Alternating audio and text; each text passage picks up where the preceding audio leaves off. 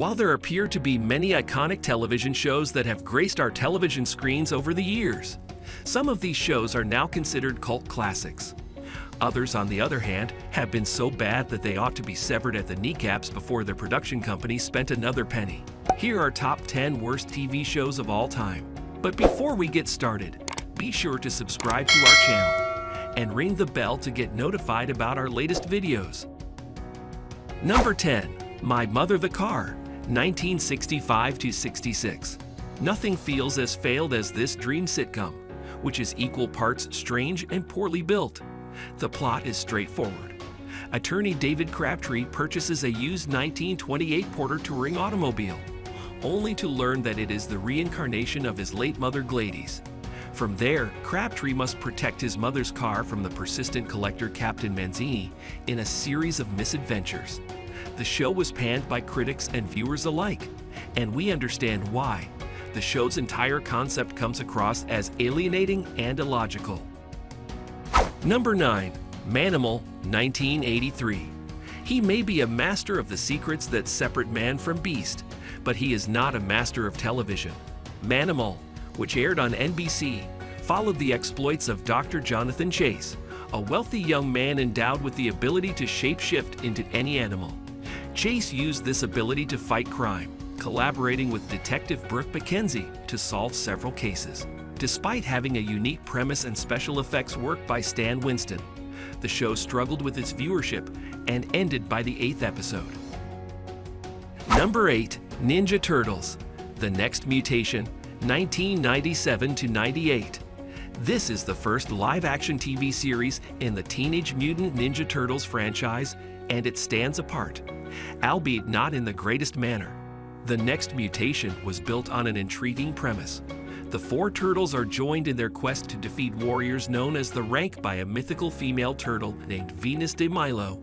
However, the show quickly faced controversy and criticism, with fans of the genre believing that classic characters were being overlooked. It didn't help that the cost per episode was so high, given that many of the characters were animated. Number 7. South of Sunset, 1993. Television has a long history of transforming artists into actors, and CBS anticipated that South of Sunset would do the same for the Eagles singer-slash-songwriter Glenn Frey. Frey portrayed a private detective in Beverly Hills, just south of Sunset Boulevard. You know, the Hills Dumps. Nothing about South of Sunset was unique, and the show was tedious, leading to its cancellation after only 7 episodes. Number 6. The Will, 2005. Writing a will has to be one of the most difficult tasks in the world. Nobody wants to expose the process of determining which family members will receive what when they die. That, unfortunately, was the premise of The Will, a show that aired in the mid-2000s during the wild, wild west days of reality television.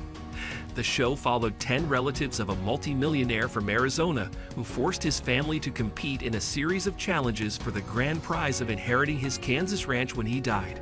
CBS saw the flaw in this show and decided to cancel it after only 6 episodes. Number 5. The High Fructose Adventures of Annoying Orange, 2012–14. The High Fructose Adventures of Annoying Orange, based on a famous YouTube series, follows the titular orange and his sentient fruit buddies in their daily life in a supermarket. While the show averaged 2.5 million viewers in its first 2 weeks, it was slammed by critics for its crass comedy and arrogant tone. The Cartoon Network decided to terminate it after 2 seasons and 60 episodes. This was a broadly supported decision. Number 4. The Amazing Spider-Man, 1978–79. Spider-Man is capable of many things, but this was not one of them. The Amazing Spider-Man began simply as a TV movie, introducing university student Peter Parker as the titular superpowered crime fighter. It was then picked up for a 5-episode order, and it was drastically altered in Season 2, with more stories grounded in reality and Parker's powers toned down to appeal to an adult audience. Number 3. Fred, the Show, 2012. What works on YouTube may not always work on television. Fred, the Show, based on Lucas Cruikshank's web series, is one example. It follows energetic adolescent Fred Figglehorn through his daily activities and adventures with his friends. Fred's rude and ridiculous conduct is what distinguishes the show, while simultaneously working against it. Critics panned the show and Fred's role in it, and viewership dropped as the first season progressed. Fred's life had to come to an end at some point. Number 2, Inhumans 2017. Marvel Studios seemed to be incapable of making a mistake, churning out success after hit in both its films and television shows. Not every studio is flawless, and Marvel did release a bad superhero show for ABC called Inhumans. Inhumans was supposed to carry the mantle alongside the far superior Agents of S.H.I.E.L.D. on ABC. However, it dropped the ball hard, and Inhumans has axed only 8 episodes into its first season, and has since been largely forgotten among Marvel diehards. Number 1. Emily's Reasons Why Not 2006. ABC was in network hell in the early to mid-2000s, trailing well behind its competitors and unable to produce any form of hits on which to hang its hat.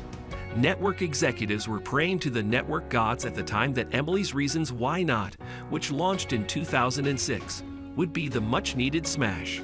Instead, the bland premise of a successful career woman who couldn't find any dating luck in LA because of a symptom of the network's problems at the time.